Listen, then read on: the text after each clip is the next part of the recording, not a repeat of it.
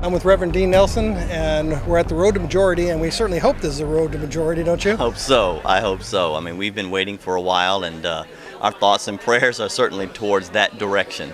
Yeah, well, it's been 6 years now. I think a difficult 6 years for, a lot of folks in the pro-life movement, and certainly I think Christians in general. I mean, we've been feeling this sort of attack on Christianity. It's been tough on everyone, hasn't it? Huge. I mean, and it seems like that there's no end in sight, particularly those of faith, Christians. We've seen a huge onslaught from people like our good friend Calvin Cochran in Atlanta, who was a fire chief who was fired because of his beliefs, to, of course, the Supreme Court's decision, so there's a lot of things that are staring us down as Christians, but I believe that we still have a great opportunity to be spokespersons for Christ in an eternal kingdom, not just an earthly kingdom. Well, it feels like it's getting harder and harder to say in God's name in certain places, and certainly in government, in the military. The Boy Scouts are changing dramatically. It seems like we're really struggling with a lot of issues. And so what do you think? What is the Frederick Douglass Foundation doing to try to tackle these things?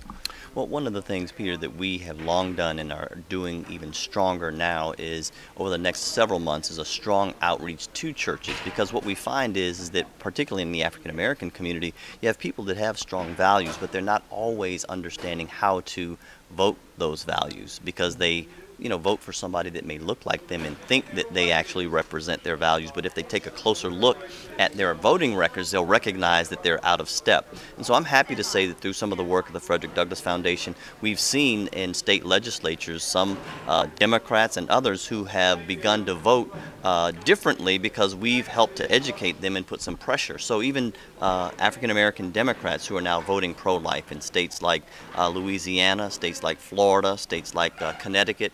So there's a lot of optimism from our vantage point about getting people to reevaluate their biblical values. And in general, getting more black conservative leadership is one of the challenges. How are you working on that? The best thing that we do is to help train people and to empower them to take leadership and to go and serve. So what we've seen is, in a lot of cases, we've had a lot of younger candidates that have actually run at lower levels and haven't had success, but they've gotten themselves out there, they've gained experience, and they brought in loyal followers who have come in with them who have not stepped back or stepped away from the political process. They've only engaged more. And so I think that more city by city, state by state, we'll see people that really recognize that America is not the America that they grew up in with their parents, and that they want to be more engaged and involved to take a huge difference to take their communities back to the glory of God. Amen. And then recently we've seen Baltimore, Ferguson, all this stuff that's going on, this talk of Black Lives Matter as if Black lives never did matter. But then we bring up, what about the pro-life issues? What about abortion? Do Black lives matter when it comes to that as a core issue, let's say, in the Democrat Party? Well, certainly if you talk about the Democrat Party, they have an agenda that's, in my opinion, that's completely inconsistent with the values and the virtues that have allowed the African American community to thrive. But if you look at people individually who happen to be Democrats and really ask them, those aren't the values that they really want. And so I just came back from Selma, Alabama, where we had a host of pro-life leaders, black, white, and Hispanic, who were there protesting essentially an abortion clinic that targets black women, that has a host of violations, not unlike Kermit Gosnell.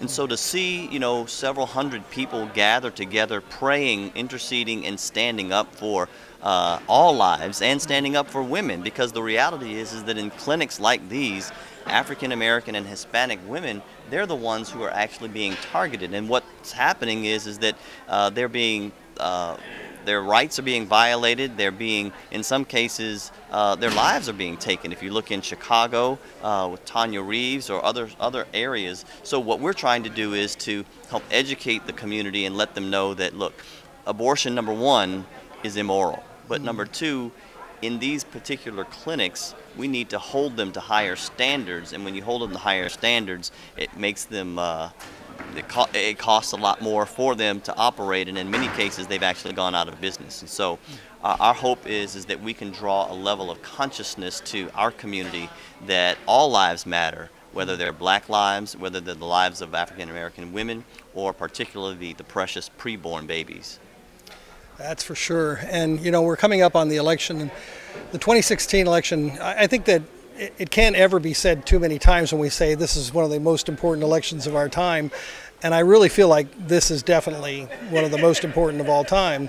And as far as the pro-life issues go, I mean, you know, think about this, folks. Without life, you've got nothing. It doesn't matter.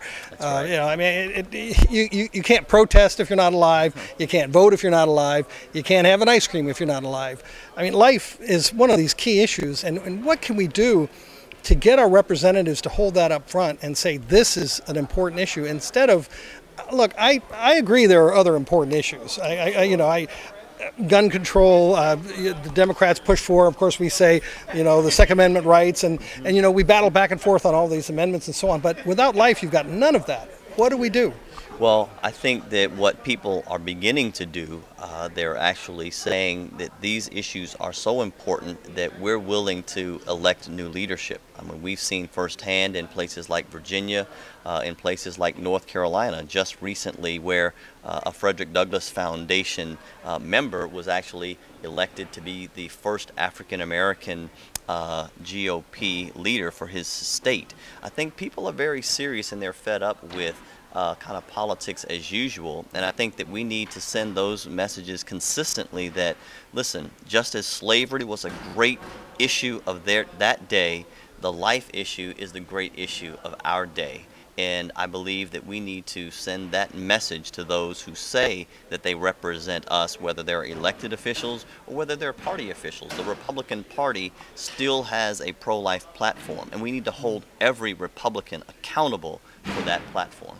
Yeah, that's for sure. And by holding accountable, we have to look at how the people vote. And then when they vote for various bills and they support or don't support, I mean, we've got this 20-week pain capable bill that's been going on, and that's been a real drag on, it seems like. We've got the Congress. What's holding it up? You know, that to me seems to be a fundamental piece of legislation that we can advance forward. I mean, it's not going to solve everything, but think of how many lives will be saved if that is actually made law. So I think that we need to put the pressure, you know, on the Senate to make sure that they do that. And again, I mean, it's a little bit harder because their terms are every 6 years, but I think that we need to send a message for those who are going to be running in 2016 that this matters, and we need to let them know that today. Definitely. And it actually brings us to an issue that in the pro-life movement's been a challenge as far as, do you support something that's not 100%? And we, in the movement, we're so fractured that people will actually kick each other out of their groups if you don't support them 100%. And you know what I say is, I'm 100% against abortion. I am. I mean, I believe that we should end all abortion. But I also believe that we should do what we can when we can. And when we see things like this come up, we should support it. We shouldn't just silently stand on the side and say, I don't want to say anything because I might be pushed out of the community. And I mean, it's just been tough. What do you think about that?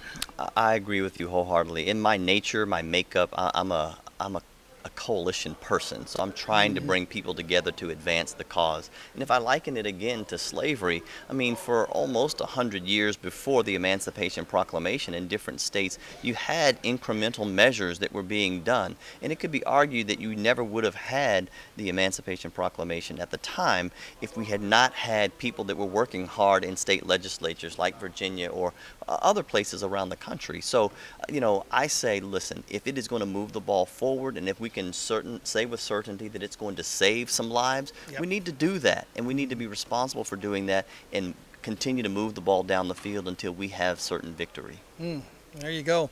And you'd mentioned something about other organization that you're here with, is a pro-life organization? Yeah, some of you may know that I serve as the National Outreach Director for a relatively new pro-life organization, Online for Life, that's making tremendous strides in essentially what I like to call sidewalk counseling online. I mean, they basically are rescuing thousands of women to date who are literally on their way to an abortion clinic, but on their phones, their smartphones, or on their computers, they're Googling and they're finding an ad that draws them in, and then they make that phone call, and then somebody has a loving, kind voice on the other side of that line, helps them to sort through some of the decisions and gets them into a pro-life pregnancy center immediately. We try to do that within 24 hours, where they're able to get the encouragement, the counsel, and the material assistance that they need to make a healthy decision. So it's been a pleasure. It's a great organization, over 700,000 likes on Facebook. Wow. Their approach is to be able to communicate to this emerging generation in a very positive way, because this is a very ugly issue, but we need to connect and we need to win the culture while we're saving babies one at a time. There you go. And so you got a couple websites for the folks out there?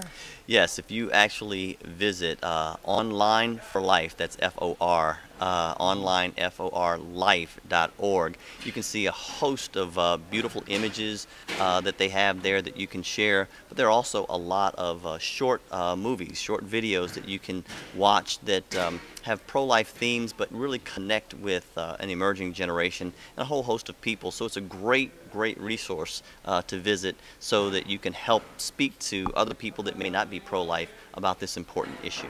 And how about the Frederick Douglass Foundation? Frederick Douglass Foundation you can find at www.tfdf.org,